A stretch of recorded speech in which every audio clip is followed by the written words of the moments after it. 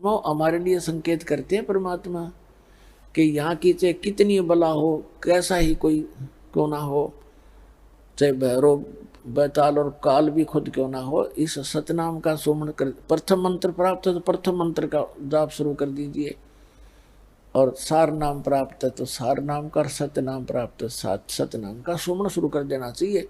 किसी प्रकार की आपत्ति चाहे सपने में भी क्यों ना हो या वैसे प्रत्यक्ष में हो, तो भाग जाएगा, कोसो नहीं पाएगा आपको।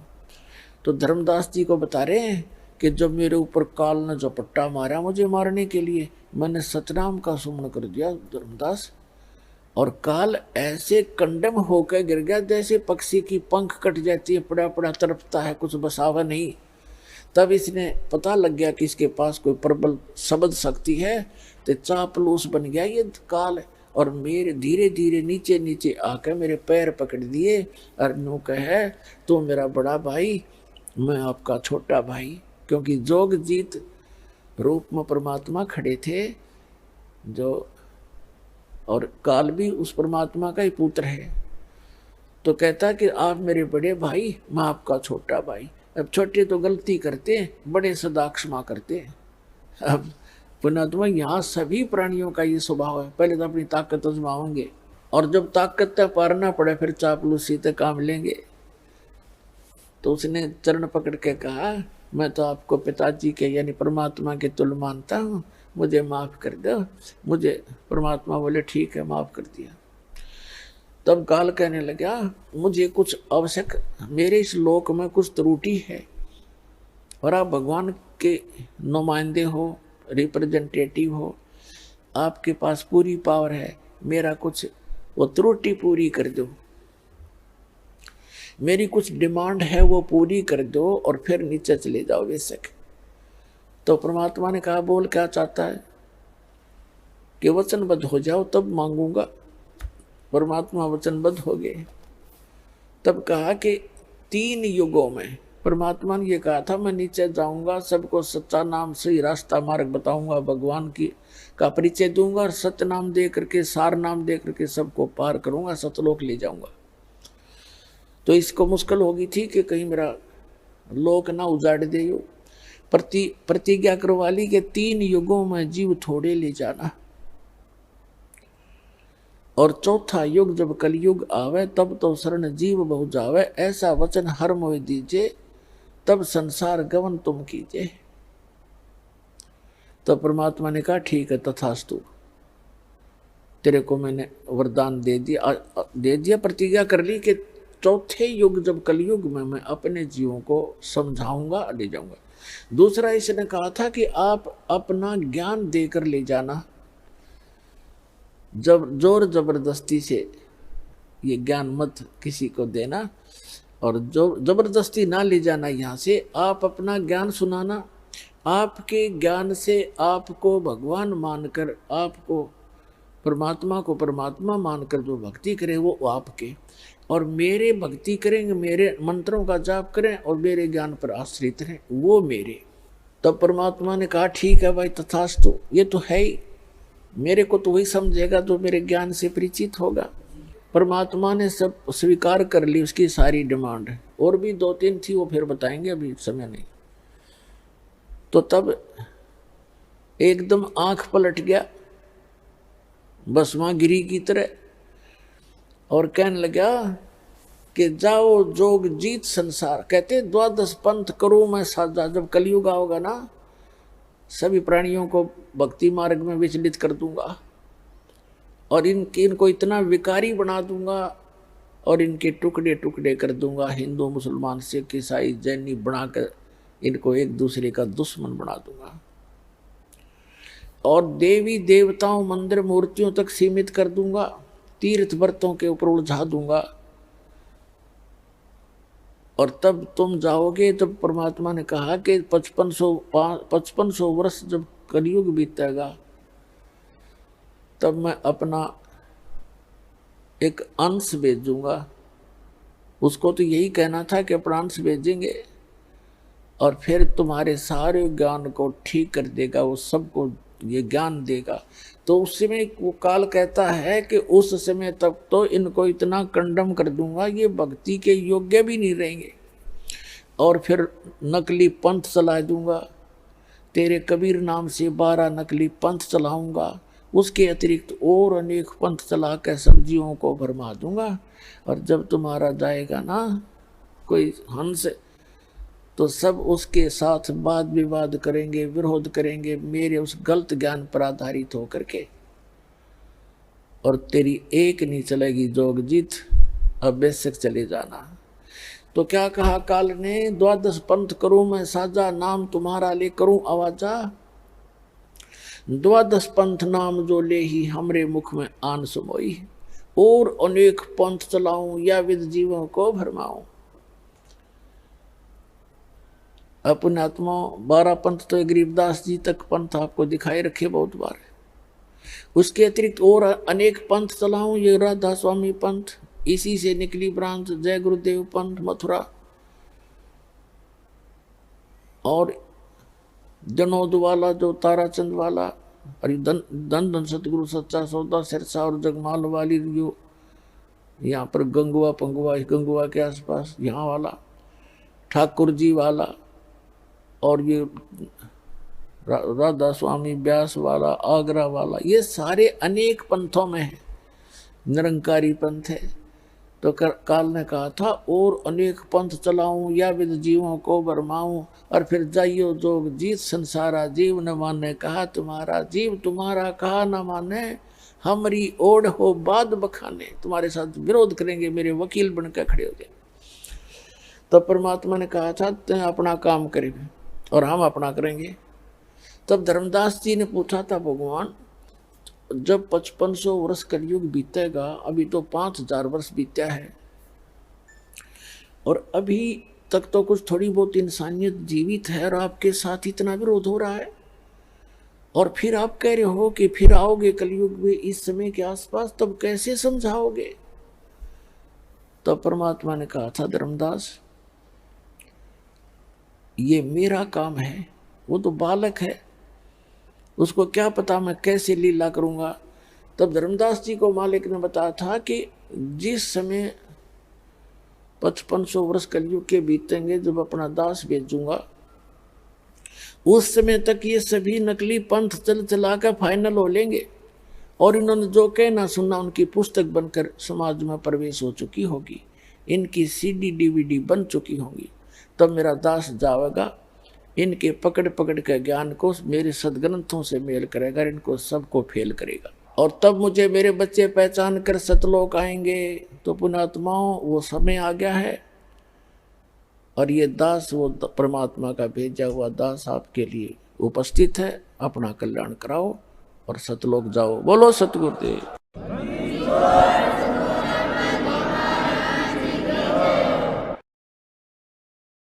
परम पिता परमात्मा पूर्ण ब्रह्म सारी सृष्टि के रचनहार कबीर परमेश्वर जी की असीम रजा से आप सभी पुण्यात्माएं सत्संग सुनने के लिए उपस्थित हैं।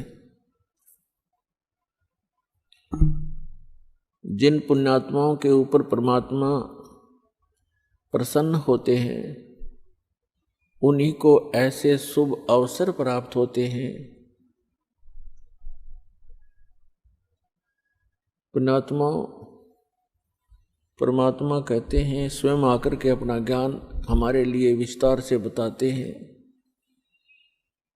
कि मानुष जन्म पाके जो नहीं रटे हरि नाम, और जैसे कुआ जल बिना फिर बनवाया क्या काम।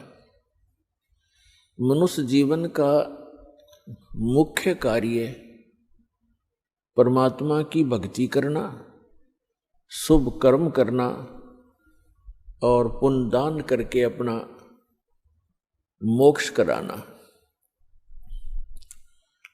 और ये ना करके हम अन्य ही जुगाड़ में यहाँ की अस्थायी व्यवस्था को ही सुचारू बनाने के लिए दिन रात लगे रहते हैं, फिर मृत्यु को प्राप्त हो जाते हैं। परमात्मा कहते हैं ये आपकी बुद्धिमता नहीं है। मनुष्य जीवन का मुख्य काम है पूर्ण संत की खोज करे,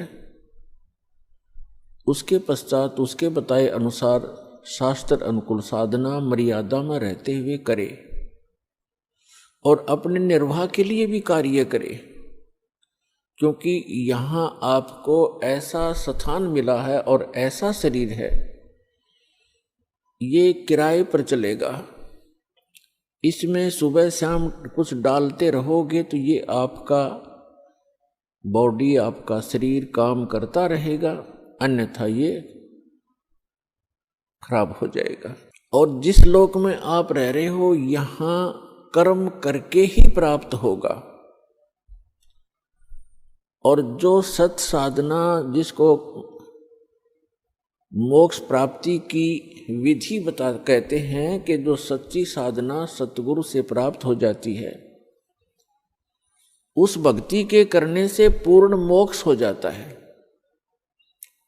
पूर्ण मोक्ष प्राप्त प्राणी उस लोक में चला जाता है जहां पर इसको कर्म किए बिना ही प्राप्त होता है। श्रीमद् भगवत गीता के अंदर उसको निष्कर्मे मोक्ष कहा है। वहां जाने के बाद कोई भी बगैर काम किए ही आपको सब कुछ प्राप्त होगा। इसलिए आप जिस स्थान पर रह रहे हो ये आपने कर्म करते करते भक्ति करनी पड़ेगी। निर्वाह के कर्म करते करते आपको भक्ति के कर्म भी करने पड़ेंगे। इसलिए प्रत्येक सदग्रंथ के अंदर जो प्रावधान है वो इसी प्रकार का है। सबसे पहले आपको श्रीमद् भगवत गीता का प्रमाण देते हैं कि उसमें कैसी भक्ति करने को कहा है और उस भक्ति के करने का तरीका कौन सा है और वो साधना है कौन सी। श्रीमद् भगवत गीता अध्याय नंबर 8 के श्लोक नंबर 1 में अर्जुन ने पूछा कि भगवान आपने श्रीमद् भगवत गीता अध्याय नंबर 7 के श्लोक नंबर 29 में कहा है कि मेरे ज्ञान का जो आश्रय कर लेते हैं, कौन से ज्ञान का? गीता अध्याय नंबर 4 के श्लोक नंबर 32 और 34 में एक विशेष उल्लेख है कि सच्चिदानंद घन ब्रह्म अपने मुख कमल से स्वयं ही यहाँ आकर के एक यथार्थ ज्ञान बताता है, उसको तत्व ज्ञान कहते हैं। तो चौथे अध्याय के 34वें श्लोक में कहा कि उस तत्व ज्ञान को तत्वदर्शी संत ही जानते हैं। उन तत्वदर्शी संतों के पास जाकर के उस तत्व ज्ञान को अर्जुन ग्रहण करो। यदि आप पूर्ण मोक्ष प्राप्त करना चाहते हो, यदि आप उस शाश्वत स्थान को प्राप्त करना चाहते हो, गीता अध्याय नंबर 18 के श्लोक नंबर 62 में, गीता अध्याय नंबर 15 के श्लोक नंबर 4 में, गीता अध्याय नंबर 18 के श्लोक नंबर 66 में जो प्रमाण दिया है कि अर्जुन तू सर्वभाव से उस परमेश्वर की शरण में जा, उसकी कृपा से ही तू परम शांति को और शाश्वत स्थान अर्थात उस अमर लोक को प्राप्त होगा, सनातन परम धाम को प्राप्त होगा, जहां जाने के बाद साधक फिर लौटकर कभी संसार में नहीं आते। तो गीता अध्याय नंबर 7 के श्लोक नंबर 29 में गीता ज्ञानदाता कहता है कि जो मेरे इस ज्ञान का आश्रय कर लेते हैं और तत्वदर्शी संत की खोज कर लेते हैं, वे व्यक्ति फिर क्या करते हैं? जरा मरण मोक्षाय यतन्ति ते तत् ब्रह्म विदु कृत्स्नम अध्यात्म अखिल च कर्मम। वो व्यक्ति जो उस तत्ब्रह्म से परिचित है और सारे धात्म ज्ञान से परिचित है, और सभी कर्मों से परिचित हैं, वे केवल जरा यानी वृद्धावस्था के दुख से और मरण माने मृत्यु के दुख से बचने के लिए ही प्रयत्न करते हैं, उससे मोक्ष प्राप्ति के लिए प्रयत्न करते हैं। जो व्यक्ति तत्ब्रह्म से परिचित हो जाते हैं और सारे अध्यात्म ज्ञान से और सभी कर्मों से, कि बुरे कर्म करोगे तो बुरा फल मिलेगा, अच्छे कर्म करोगे तो अच्छा फल मिलेगा, तुमने उस दरगाह का मैल नहीं देखा, धर्मराज के तिल तिल का लेखा। आज कोई कोढ़ी है, कोई रोगी है, कोई कैंसर पीड़ित है, किसी को अधरंग मार गया है, किसी की जुबान नहीं है, कोई गूंगा, कोई बहरा है, कोई लंगड़ा, कोई दोनों टांग कट गई है, कोई और अन्य भयंकर आपदाओं का सामना कर रहे हैं मनुष्य शरीरधारी प्राणी। और अन्य प्राणी भी आप देखते हो, कोई कुत्ता है, खाद लगी है, कीड़े पड़े हुए हैं, टांग टूट गई, पिछले हिस्से को पैरालिसिस हो गया है, दोनों पैरों को लटका के घसीट रहा है। तो ये आपके पूर्व जन्म के कर्मों का परिणाम है। तो ये ज्ञान सत्संग से होता है कि जैसे कर्म आप इस मानव शरीर में करोगे वो आगे आपको भोग्य होंगे। इसलिए आप जी ऐसे कर्म ना करो जो आपको आगे उनका दंड भोगना पड़े। और पीछे गलती में जो भी कुछ हो चुका है उसका प्रावधान, उसका एक विकल्प बताया है परमेश्वर ने कि मेरी शरण में, यानी कबीर परमात्मा पूर्ण ब्रह्म परम अक्षर ब्रह्म की शरण में जो व्यक्ति आ जाता है उनके सभी पूर्व जन्म के जो अनजानपने में हुए पापों का नाश कर दिया जाता है और पापों से ही प्राणी को कष्ट होता है। आगे फिर वो इस ज्ञान से परिचित होकर के भविष्य में ऐसी गलती वो करता नहीं, क्योंकि वो संपूर्ण अध्यात्म ज्ञान से और सभी कर्मों के परिणामों से परिचित हो चुका है। तो वो व्यक्ति केवल जरा और मरण, जरा माने वृद्धावस्था का कष्ट, इस मनुष्य के ऊपर, मानव शरीर के ऊपर सबसे बड़ा भयंकर दुख है। प्रथम तो वृद्धावस्था का और दूसरा फिर मृत्यु। आप सारा जीवन लगे रहते हो अपने परिवार को सुरक्षित और सुखी बनाने के लिए, और कोठी कार फैक्ट्री जचाने के लिए, और एक सेकंड में मृत्यु हो जाती है। बताओ किस काम पर सारा जीवन डिवोट कर दिया आपने, जो आपका था नहीं, आपके संग जा नहीं सकता, जिसको आप अनजानपने में अध्यात्म मार्ग का ज्ञान ना होने से, परमात्मा कहते हैं आप यहां अस्थायी वस्तुओं को स्थायी जानकर बालकों की तरह अपना सारा जीवन वहीं नष्ट कर देते हो। और जो कुछ भी आपके पूर्व जन्म के भाग्य में है और वही आपको मिलता है। आप अपनी चतुरता के कारण, अध्यात्म मार्ग से अपरिचित होने के कारण आप अपने भविष्य के कर्म और खराब कर लेते हो। इसलिए ये आपको एक तत्व ज्ञान रूपी दीपक दिया जाता है, एक टॉर्च दी जाती है, जिसकी रोशनी में आप अच्छे रास्ते पर चलें, गड्ढों और झाड़ झंखाड़ों में ना घुस जाएं जो आपको दुखदाई होते हैं। तो प्रसंग चल रहा है कि जरा और मरण से छूटने का प्रयत्न जो करते हैं, तो जैसे आप अपने बच्चों की परवरिश के लिए, इनको सुखी बनाने के लिए अपना सारा जीवन लगा देते हो और भक्ति साधना करते नहीं, तो जो कुछ भी आपके पूर्व जन्म के संस्कार प्रारब्ध में, किस्मत में लिखा है, आपको केवल उतना ही मिलेगा। मासा घटे न तिल बधे, विध ना लिखे जो लेख।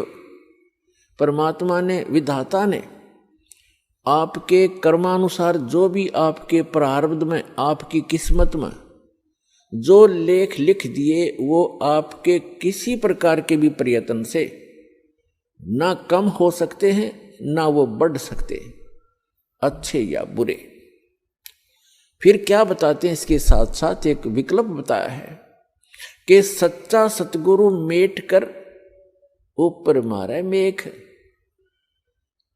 सच्चा सतगुरु, वैसे तो सतगुरु कहना पर्याप्त है, पहले तो सतगुरु शब्द की क्यों आवश्यकता पड़ी? गुरु शब्द पर्याप्त है। गुरु का अर्थ होता है मार्गदर्शक, लेकिन नकली गुरु घने हो गए, इसलिए सतगुरु शब्द संतों ने, परमेश्वर ने प्रयोग किया कि जो सच्चा गुरु है वो ही कारगर विधि बताता है। फिर ये सतगुरु निरे हो गए, ये राधा स्वामी, धन सगु, सच्चा सौदा, सिरसार, जगमाल वाली, ये तेरे सारे निरंकारी, ये सारे सतगुरु कहने लगे। तो इसलिए संतों ने एक शब्द और बोल दिया कि सच्चा सतगुरु।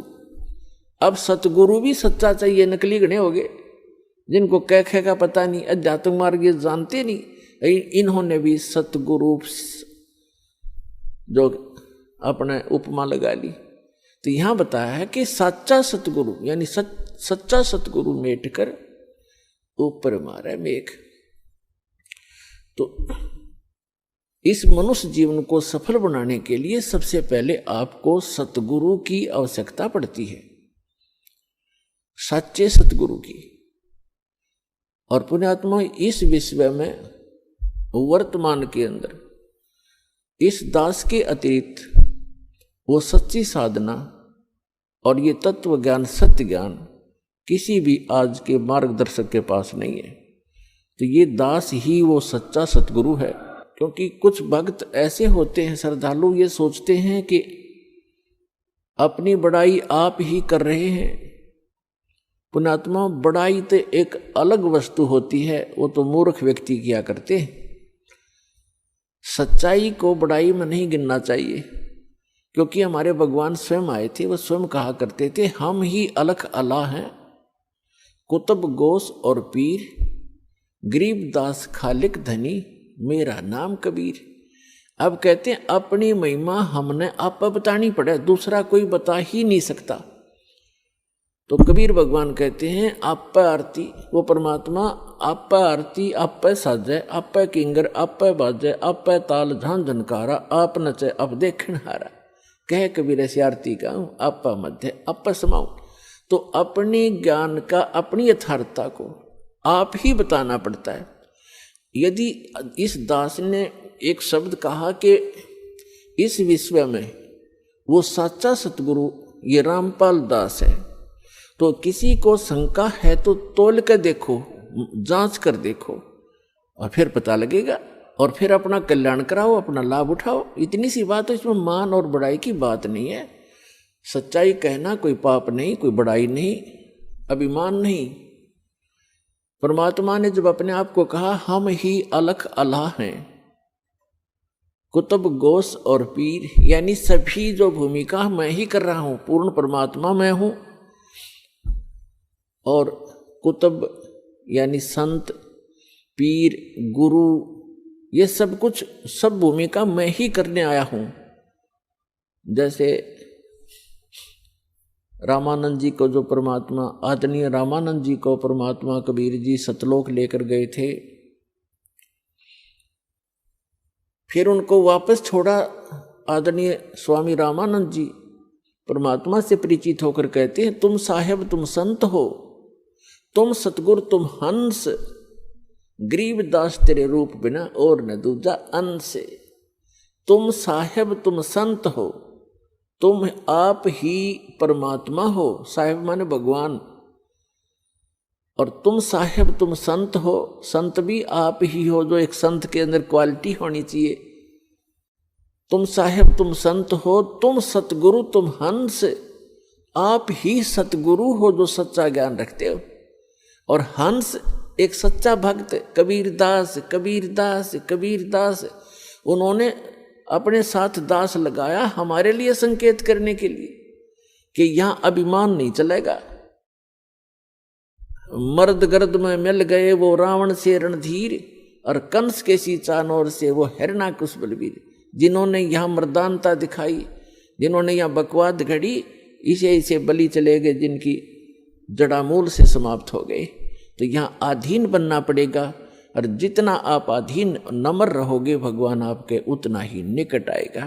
तो ये सभी जो परमात्मा ने रिहर्सल करके दिखाया हमारे लिए। तो रामानंद जी कह रहे तुम साहेब तुम संत हो और तुम सतगुरु तुम हंस। हंस माने एक सच्चा भक्त जो सभी बुराइयों से बच के गुरु मर्यादा में रह के जो सत भक्ति करते हैं उनको हंस कहते। जैसे हंस एक पक्षी होता है, उसके अंदर एक विशेषता दी है प्रभु ने कि वो किसी भी सरोवर पर होगा, वो मच्छी नहीं खाता, मछलियां नहीं खाएगा, जीव हिंसा नहीं खाएगा, वो केवल जीव हिंसा नहीं करेगा, वो केवल मोती खाता है, मोती। ये पहचान है उसकी। फिर उसके अंदर एक विशेष गुण है कि दूध में 1 किलो दूध में 1 किलो जल मिला दो आप, और जो ही वो चोंच उसमें डालेगा अपने आप दूध अलग हो जाएगा और जल अलग हो जाएगा। उसमें ऐसा गुण दिया है दाता ने। तो दूध ग्रहण कर लेगा, जल को छोड़ देगा। तो इस प्रकार कहते हैं भाई कोई काम करने से पहले दूध और पानी छान लेना चाहिए।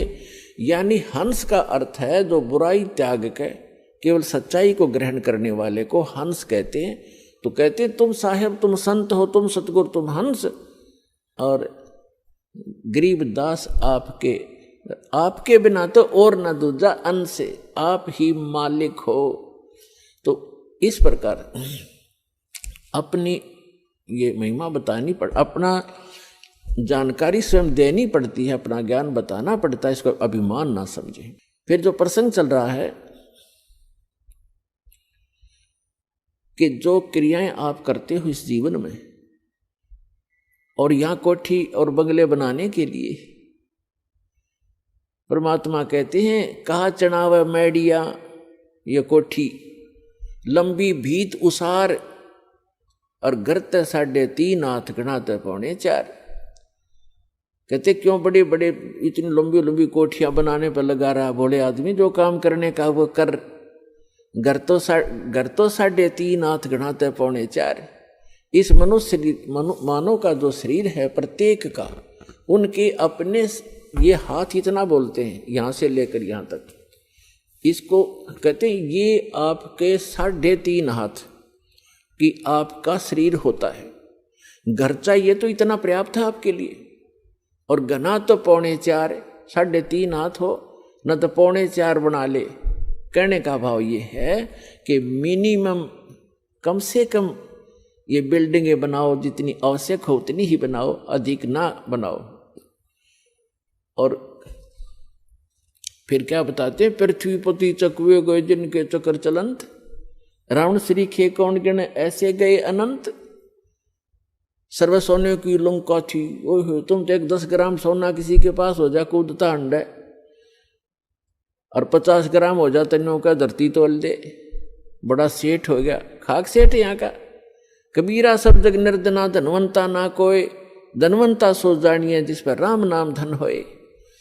सारी लंका सोने की बना रखी थी रावण ने, गारा की जगह सोना प्रयोग कर रखा था, ईंटों की जगह सोना प्रयोग कर रखा था, सीमेंट के स्थान पर सोना प्रयोग कर रखा था, और वो भी ना ले जा सका। कहते हैं अगम निगम को खोज ले बुद्धि विवेक विचार, और उदय अस्त का राज मिले तो बिन नाम बेगार। कहते हैं रति कंचन पाया नहीं रावण चलती बार।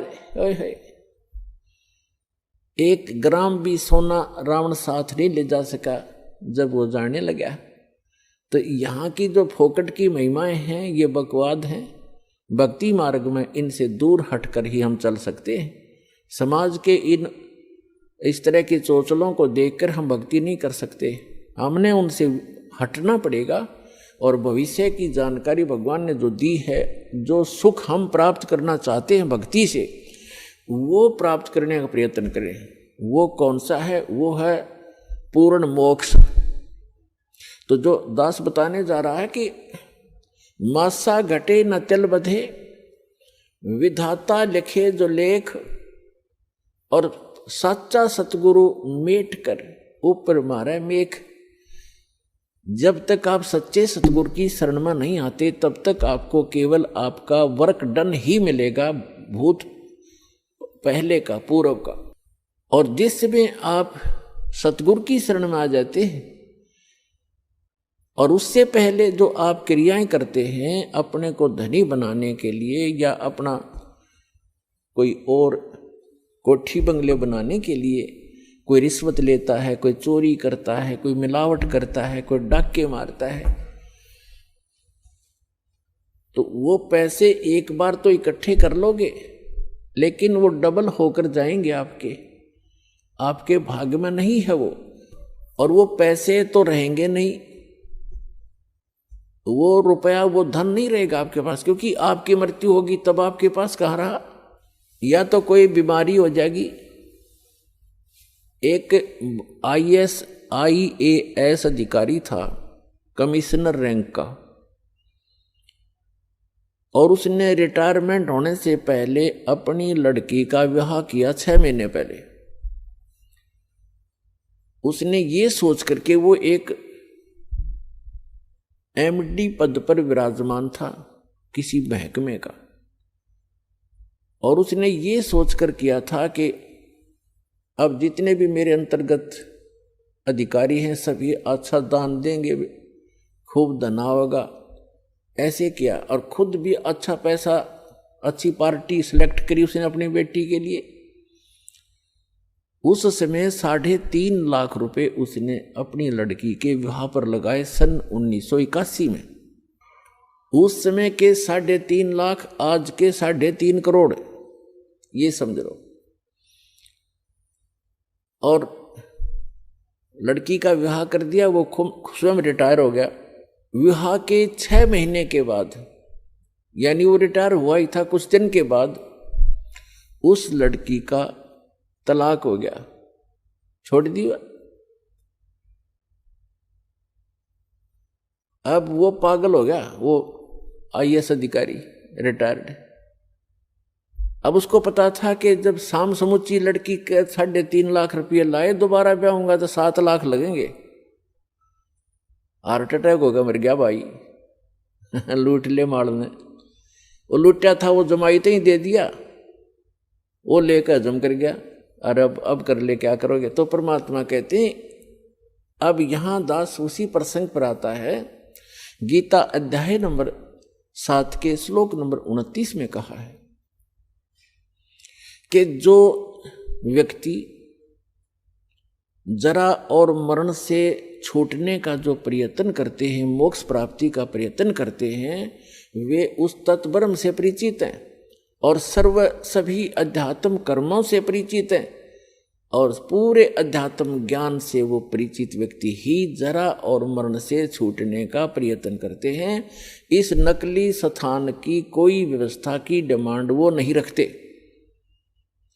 वो कितना डिमांड रखते हैं सूक्ष्म वेद में फिर हटकर बताया है। इससे वो पहले तो हम गीता के आधार से आपको ज्ञान देंगे, क्योंकि विश्व के अंदर कुछ गिने चुने सदग्रंथ हैं जिनकी बहुत महिमा है। जैसे पवित्र वेद चारों, ऋग्वेद, यजुर्वेद, सामवेद, अथर्ववेद, पवित्र श्रीमद् भगवत गीता, ये गॉड गिवन स्पिरिचुअल नॉलेज है। उसके पश्चात पुराण, और कुरान जो है ये भी, अब जैसे क्योंकि प्रत्येक सदग्रंथ के 70 को हम सदग्रंथों से ही जांचेंगे। चारों वेद जो है गॉड गिवन है। गॉड गिवन यानी कबीर परमेश्वर के द्वारा दिए गए। वो कैसे दिए थे कि जैसे आज हम अपने मोबाइल से, अपने कंप्यूटर से दूसरे कंप्यूटर में ईमेल के माध्यम से या कोई अन्य दूसरे तरीके से फिल्म की फिल्म भेज देते हैं, 20-20, 30-30 घंटे का वीडियो दूसरे में भेज देते हैं। ऐसे परमात्मा ने अपने अंतःकरण से इस ज्योत निरंजन ब्रह्म, जो 21 ब्रह्मांड का मालिक है, सरपुरुष जिसको कहते हैं, जिसे काल कहा जाता है, जिसके 21 ब्रह्मांड है जहां हम रह रहे हैं, इसके अंतःकरण में इसके जो है ईमेल आईडी पर फैक्स कर दी, भेज दी सारा। इसने उनको सबको डाउनलोड किया तो क्या पाया, ये एक बेईमान व्यक्ति है जो यहाँ का मालिक है 21 ब्रह्मांड का। इसको ये चिंता बनी रहती है कि कोई व्यक्ति सच्चाई से परिचित ना हो जाए यहाँ का प्राणी, और कहीं यहाँ से निकल ना जा, तेरा लोक उजड़ जा, यहाँ दुख कितने पाते रहो। इसने केवल आपको रोक के रखना ही उद्देश्य बना रखा है।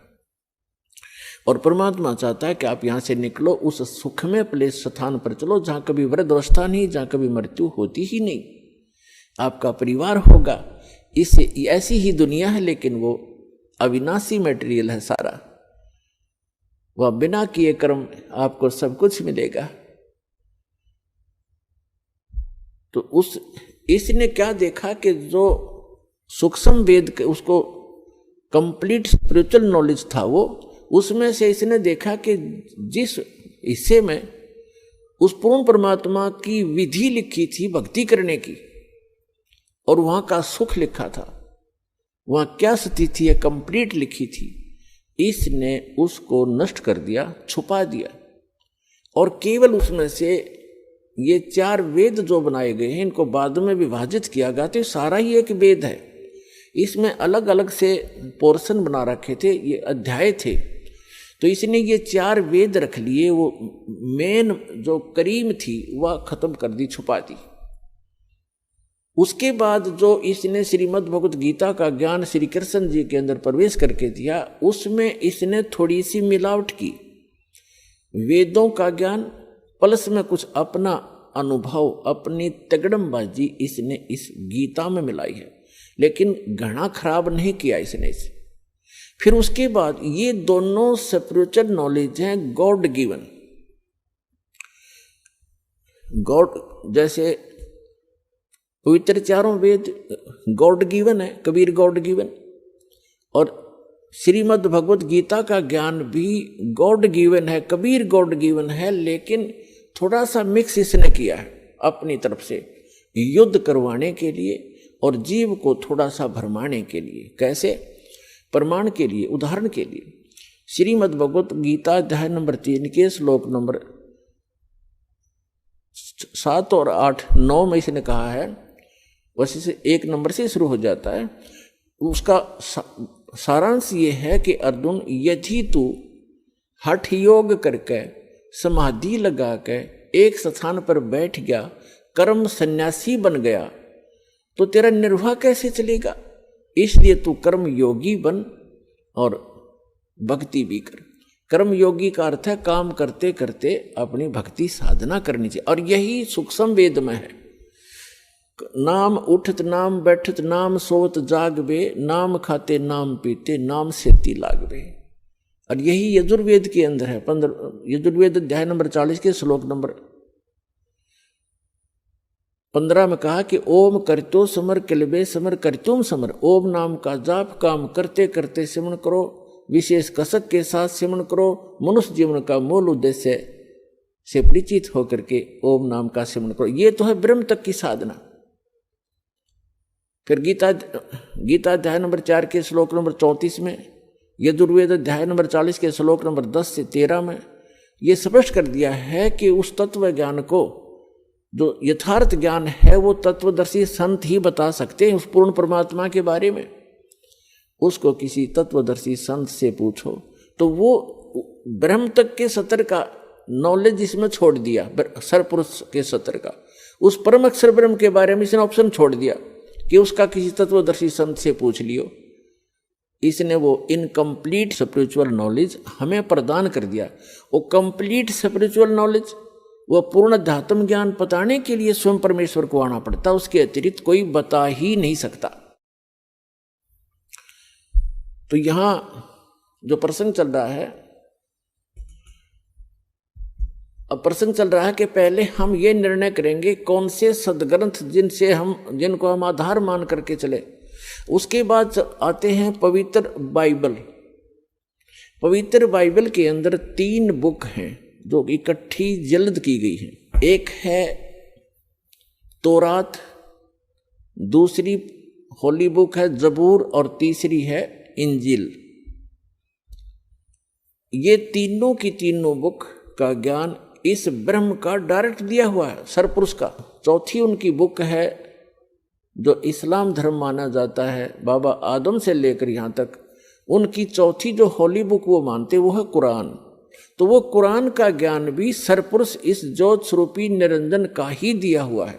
लेकिन इसने जो वेद ज्ञान दिया, फिर गीता ज्ञान दिया, उसके अंदर इसने मंत्रों के जाप भी दिए हैं कि ये मंत्र भी जाप करने हैं। लेकिन आगे चलकर ये गॉड गिवन स्पिरिचुअल नॉलेज है, इसलिए इसने एज इट इज बता दिया।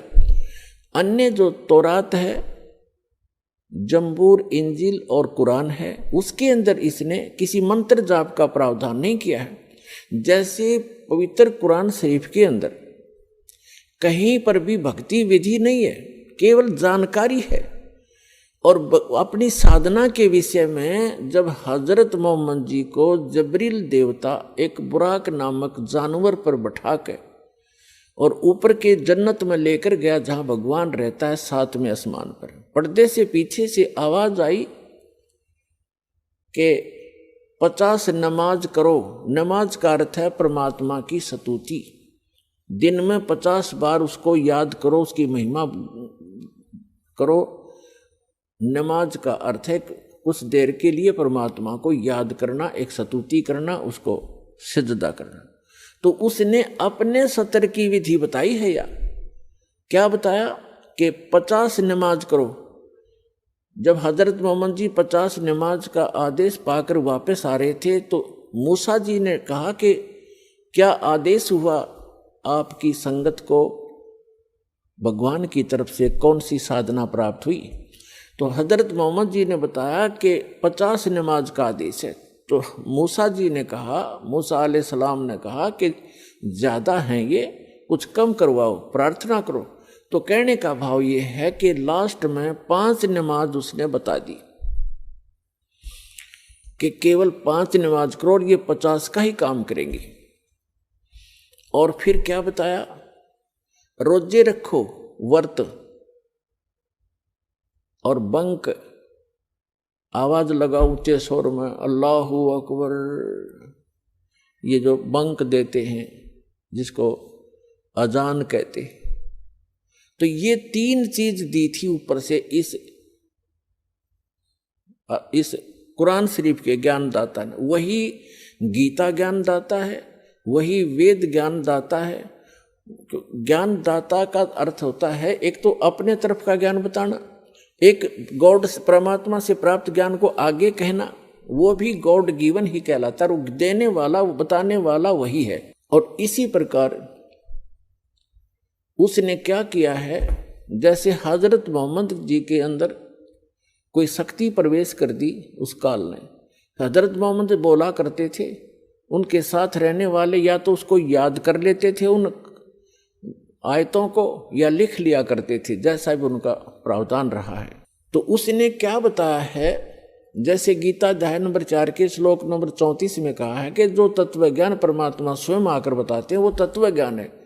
वो परमात्मा के बारे में पूर्ण जानकारी है, उस अल्लाहू अकबर के, कंप्लीट गॉड के, समर्थ भगवान के, पूर्ण परमात्मा की जानकारी उस तत्व ज्ञान के अंदर है। और उसको किसी तत्वदर्शी संतों से पूछ लो। तो कुरान शरीफ के अंदर सूरत फुरकानी आयत नंबर, सूरत फुरकानी 25 चैप्टर 25 और आयत नंबर यानी श्लोक नंबर 52 से लेकर 59 में कहा है कि हे हजरत मोहम्मद, कुरान शरीफ का ज्ञानदाता अपने रसूल हजरत मोहम्मद जी को कह रहा है कि आप केवल कबीर भगवान की, उस कबीर अल्लाह की भक्ति करें। ये उसको बड़ा कहते हैं, कबीर का अर्थ बड़ा करते हैं, हम बड़ा ही मानकर चल लेंगे। कबीर अल्लाह की भक्ति कर। और ये काफिर उसका विरोध करते हैं कि कबीर और कोई बड़ा भगवान नहीं है, कबीर भगवान नहीं है। आप इनकी बातों में मत आना। इनके कबीर अल्लाह के लिए, कबीर भगवान के लिए संघर्ष करना, जिहाद करना, लठ नहीं बजाना, कत्लेआम नहीं करना। एक संघर्ष करना। तो आप उनकी मत मानना, वो आपकी बात को नहीं मानते, इतनी सी बात है। और फिर कहा कि ये कबीर अल्लाह, ये बड़ा भगवान कहते, बड़ा अल्लाह, बड़ा भगवान, बड़ा खुदा वही है जिसने सब आसमान और जमीन के बीच में है जो कुछ बनाया। कोई बहू बनाई, कोई ससुरा बनाया, कोई सास बनाई, यानी सारी सृष्टि जिसने रची। और 6 दिन में सृष्टि रचकर 7वें दिन तख्त पर जा बैठा, वो अल्लाह बड़ा है, वो अल्लाह कबीर है।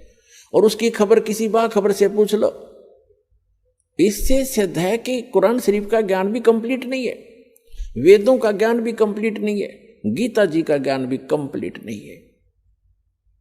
और ये तीनों, ये सभी ग्रंथ जो दास ने बताया, पवित्र बाइबल जिसमें 3 बुक हैं, वो इकट्ठी जल्द है, तौरात, जंबूर और इंजील, और कुरान शरीफ चौथी या अलग से है। ये इसी एक ही भगवान सरपुरुष ब्रह्म ने ही बोला है ये ज्ञान। तो इसने जो सबसे पहले वेद दिए, फिर गीता दी, उनमें मंत्रों का प्रावधान कर दिया था। उसके बाद इसने अपने कंप्लीट अपने हिसाब का ज्ञान दिया है कि 5 वक्त की नमाज, रोजे और बंक, बस बिस्मिल करने का आदेश, कोई हलाल करने का आदेश ऊपर से हजरत मोहम्मद जी नहीं लेकर आए।